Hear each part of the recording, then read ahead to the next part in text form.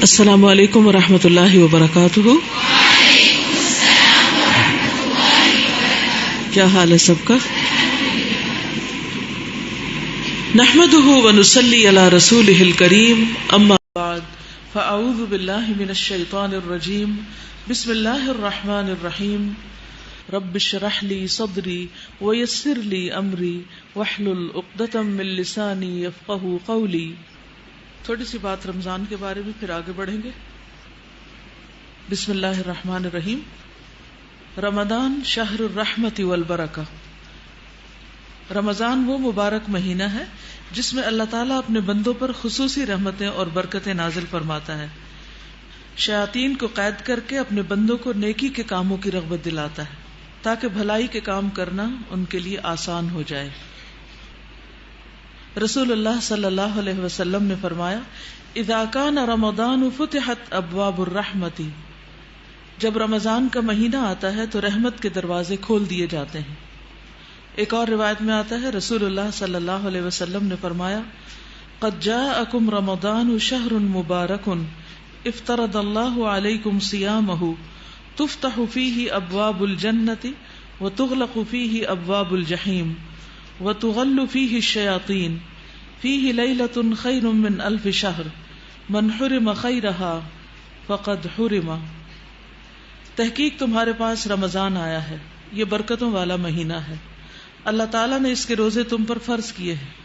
اس میں جنت کے دروازے کھول دیے جاتے ہیں اور جہنم کے دروازے بند کر دیے جاتے ہیں، شیاطین جکڑ دیے جاتے ہیں. اس میں ایک رات ہے جو 1000 مہینوں سے بہتر ہے. جو اس کی بھلائی سے محروم رہا، تحقیق وہ محروم ہی رہا. اب سوال یہ پیدا ہوتا ہے کہ اللہ سبحانہ وتعالیٰ کی رحمت کے خزانے تو بھرے ہوئے ہیں اور اس کی رحمتوں کا نزول بھی ہو رہا ہے، لیکن وہ کون سے کام ایسے ہیں، وہ کیا طریقہ ہے ایسا کہ جس سے ہم اس رحمت کے مستحق قرار پائیں؟ آپ میں سے کتنے لوگ بل گیٹ کو جانتے ہیں؟ کافی لوگ. جی، بل گیٹ کس لحاظ سے مشہور ہے؟ مائکروسافٹ کے مالک ہونے کے حساب سے، اور اس کی وجہ سے اس کے پاس مال و دولت کی بھی بہت کثرت ہو گئی. آپ اس کو جانتے ہیں؟ کیا وہ بھی آپ کو جانتے ہیں؟ آپ اس کے خزانوں سے کیسے فیض حاصل کر سکتی؟ کیوں نہیں کر سکتی؟ وہ تو اتنا مالدار ہے اور اتنا کچھ ہے اس کے پاس، اور اس نے اپنی کمپنی کی آمدنی جو ہے وہ چیریٹیبل کاموں میں لگا دی، تو بہت زیادہ چیریٹی کرتا ہے. پھر اس کی چیریٹی کا اثر آپ تک کیوں نہیں پہنچا؟ آپ کو کیوں نہیں مل رہا سب کچھ؟ وہ آپ کو نہیں جانتا اور آپ کی اس تک رسائی نہیں. ٹھیک ہے، نہ وہ آپ کو جانتا ہے نہ آپ اس کو جانتے ہیں، یا آپ اس تک پہنچ نہیں سکتے. تو نتیجہ کیا ہے؟ جو کچھ وہ دوسروں پہ لٹا رہا ہے اس میں سے آپ کا حصہ کچھ بھی نہیں. تو اس سے کیا پتہ چلتا ہے؟ اب اس مثال سے اس بات کو سمجھیے. اللہ سبحانہ وتعالیٰ تو خیر آپ کو جانتے ہیں. اللہ سبحانہ وتعالیٰ کے خزانے بھی وسیع ہیں. وہ اپنی رحمتوں کے خزانے عام کیے ہوئے ہیں، وہ لٹا رہے ہیں اپنے خزانے. لیکن آپ کو کب ملیں گے وہ خزانے؟ ان میں سے آپ کو حصہ کب ملے گا؟ جب آپ کا اللہ تعالیٰ سے تعلق ہوگا، آپ اللہ تعالیٰ کو راضی کریں گے، آپ اللہ تعالیٰ کی طرف متوجہ ہوں گے، آپ اس کو یاد کریں گے. فاذکرونی اذکرکم، تم مجھے یاد کرو میں تمہیں یاد کروں گا. تو اگر آپ یہ چاہتے ہیں کہ آپ کو رمضان المبارک میں اور رمضان کے علاوہ بھی، کیونکہ اللہ سبحانہ وتعالیٰ کی رحمتیں آپ پر صرف رمضان میں نہیں بلکہ رمضان کے علاوہ بھی ہوتی، تو جب اللہ سبحانہ وتعالیٰ کی رحمتیں عام ہیں تو ان سے فائدہ کون اٹھاتے ہیں؟ جو خود ان کی طرف متوجہ ہوتے ہیں، ایسے کام کرتے ہیں کہ جن سے رحمت نازل ہوتی ہے. تو اچھے کام کرنے بہت ضروری ہیں تاکہ ہم اللہ تعالیٰ کی رحمتوں سے حصہ پا سکیں.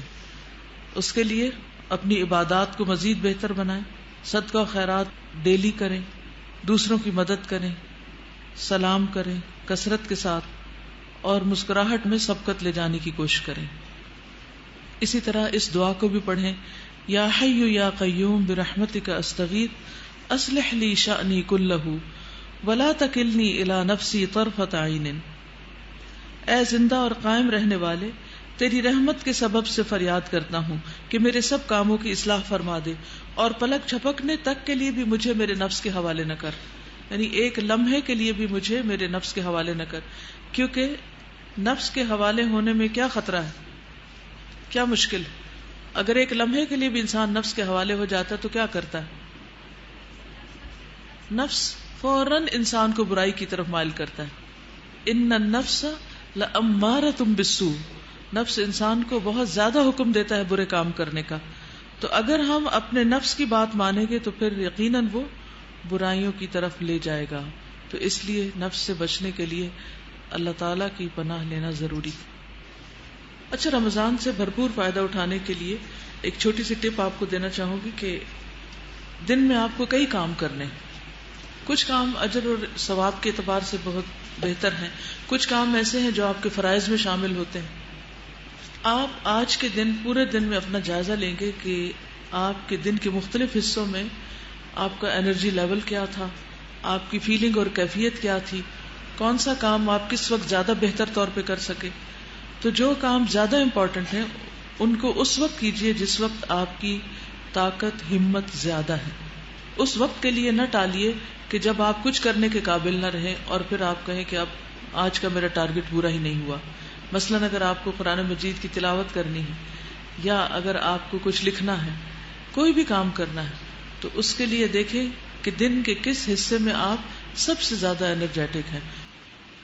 روزہ تو ہم رکھ لیتے ہیں، لیکن عام طور پر ہم اس کے اوپر ملنے والے ثواب اور اجر اور فائدے کی نیت نہیں رکھتے، اور بعض اوقات ہم پھر روزے کو ایک بوجھ سمجھ رہے ہوتے ہیں۔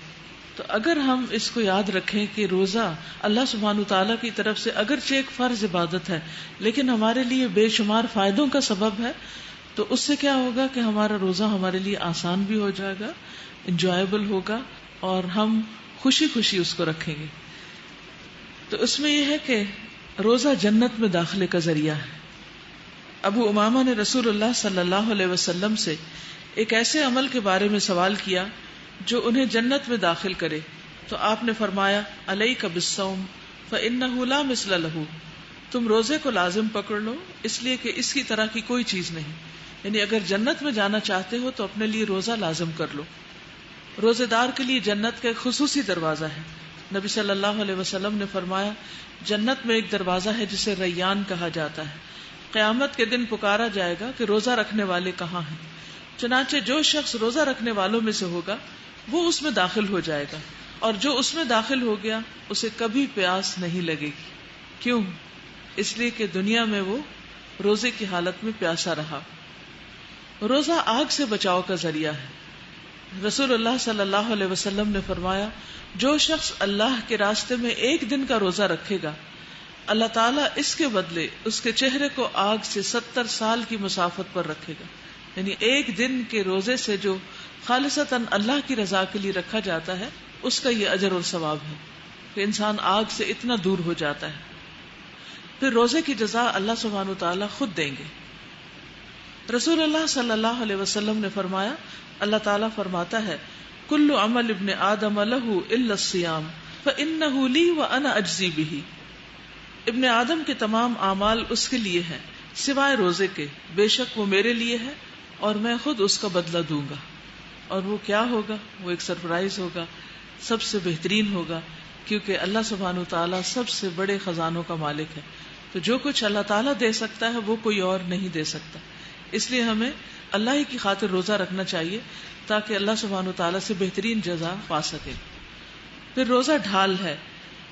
رسول اللہ صلی اللہ علیہ وسلم نے فرمایا روزہ آگ سے ڈھال ہے، جس طرح لڑائی میں تم میں سے کسی کی ڈھال ہوتی ہے۔ یعنی روزے کی وجہ سے انسان بہت سے ان گناہوں سے بچ جاتا ہے جن کے ارتکاب کی صورت میں وہ جہنم میں جا سکتا تھا۔ تو چونکہ روزے کی حالت میں ہوتا ہے تو بار بار اس کو یہ یاد دہانی کرائی جاتی کہ دیکھو تم یہ غلط بات نہ کرو اور نہ سنو کیونکہ تم روزے کی حالت میں ہو۔ تو روزہ ہمیں مسلسل نیکی کے اوپر ابھارتا رہتا ہے اور برائی سے روکتا رہتا ہے۔ یہ ہمارے سسٹم کے اندر آ جاتی ہے چیز، ورنہ تو باہر سے لوگ ہمیں روکیں یا منع کریں، لوگوں کے ڈر سے بعض اوقات یا لوگوں کے کہنے پر ہم کوئی اچھا کام کرتے ہیں یا برے کام سے روکتے ہیں۔ لیکن یہاں پر کیا ہے کہ جب روزے سے ہوتا ہے انسان تو انسان کے اندر ہی ایک ایسی چیز کام کر رہی ہوتی اور جب انسان کا اپنا اندر اس پر گواہ ہو جائے، وہ اس کو کسی اچھے کام کا کہنے لگے اور برے سے روکنے لگے، تو پھر اس سے بڑی اور کوئی چیز نہیں ہو سکتی. لیکن روزہ 3 طرح کا روزہ ہوتا ہے: عام روزہ، خاص روزہ اور خاص الخاص روزہ. عام روزہ یہ ہے کہ انسان خود کو پیٹ بھرنے اور شہوت سے روکے. خاص روزہ یہ ہے کہ نظر، زبان، ہاتھ، پاؤں، کان اور تمام اعضاء کو گناہ سے بچائے، خصوصاً زبان کو غیبت سے، دوسروں کے بارے میں بری رائے دینے سے، برے کمنٹ کرنے سے، کسی کا مذاق اڑانے سے. پھر اسی طرح خاص الخاص روزہ یہ ہے کہ دل کو ردی خیالات اور اللہ تعالیٰ سے دور کرنے والے افکار سے پاک کر دے اور اس کی یاد کے سوا ہر چیز سے رک جائے، یعنی کثرت سے اللہ تعالیٰ کو یاد کرے. یہ خاص الخاص روزہ ہے، یعنی روزے کی حالت میں ذکر کی کثرت کر دے اور باقی چیزیں اس کے مقابلے میں کم ہو جائیں. ٹھیک ہے.